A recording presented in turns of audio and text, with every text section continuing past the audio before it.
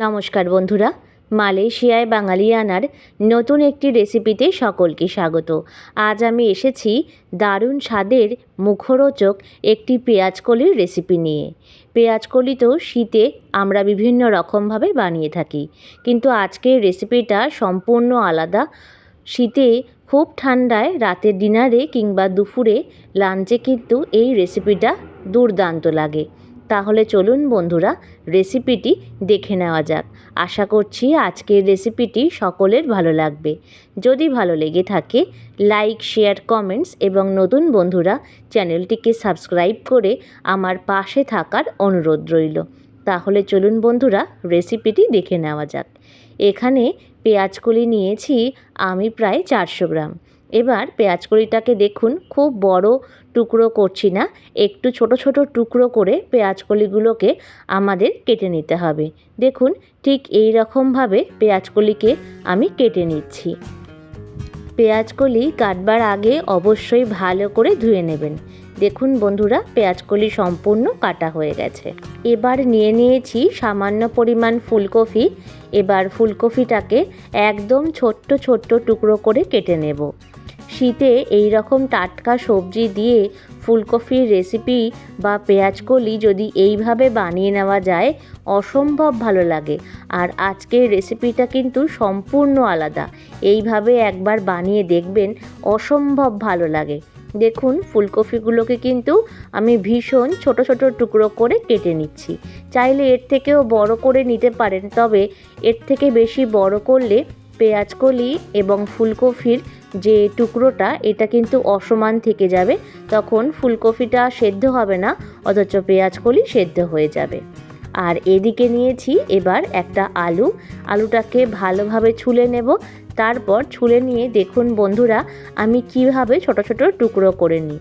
ঠিক এই রকমভাবে ছোট ছোট টুকরো করে নিতে হবে, যাতে পেঁয়াজকলি, ফুলকপি এবং আলু সমান মাপের হয় আর দেখতেও যেন সুন্দর হয়, আর তাড়াতাড়ি কিন্তু সেদ্ধও হয়ে যাবে।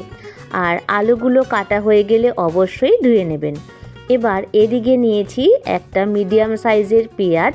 এই পেঁয়াজটাকে একটু ছোট ছোট টুকরো করে কুচিয়ে নেব। বেশি ছোট করব না, মাঝারি টুকরো করে কিন্তু আমাদের কুচিয়ে নিতে হবে। এবার সবকটি উপকরণ কোচানো হয়ে গেলে একটা কড়াইতে দিয়ে দিচ্ছি 3 চামচ পরিমাণে সাদা তেল। তারপরে দিচ্ছি সামান্য পরিমাণে একটু কালো জিরে।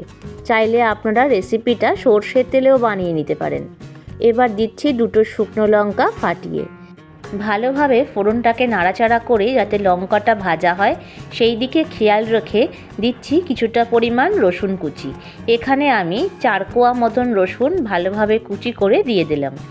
এবার রসুনটাকে একটু হালকা নাড়াচাড়া করে ভাজা করে যে আলুটা আমরা কেটে রেখেছিলাম সেই আলুটা দিয়ে দিচ্ছি। আলুটা দেওয়া হয়ে গেলে একটু নাড়াচাড়া করে নিয়ে ঢাকনা দিয়ে ঢেকে দেব।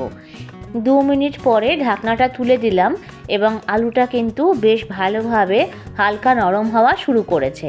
তখন যে ফুলকপিটা কেটে রেখে দিয়েছিলাম সেই ফুলকপিটা দিয়ে একবার নাড়াচাড়া করে একটা ঢাকনা দিয়ে আবারও 1 থেকে 2 মিনিটের জন্য ঢেকে দেব। এইভাবে ঢাকনা দিয়ে দিয়ে মোটামুটি ফুলকপি এবং আলুটাকে হালকা ভাজা ভাজা করে নরম করে নিতে হবে। এখন কিন্তু হলুদ আমরা ব্যবহার করব না, লবণ এবং হলুদ দুটোই পরে ব্যবহার করব। 2টো কাঁচা লঙ্কা দিয়ে নাড়াচাড়া করে নিয়ে যে পেঁয়াজটা আমরা কুচিয়ে রেখে দিয়েছিলাম সেটা দিয়ে দিচ্ছি। এই রান্নার শেষের দিকে এমন একটি উপকরণ ব্যবহার করব যা রান্নার টেস্টকে দ্বিগুণ মাত্রায় বাড়িয়ে দেবে। 1 থেকে 2 মিনিট পরে দেখুন পেঁয়াজটা হালকা নরম হওয়া শুরু করেছে। তখন একটা টমেটোকে টুকরো করে দিয়ে দিয়েছি। এবার টমেটো দিয়ে ভালোভাবে নাড়াচাড়া করে নিতে হবে।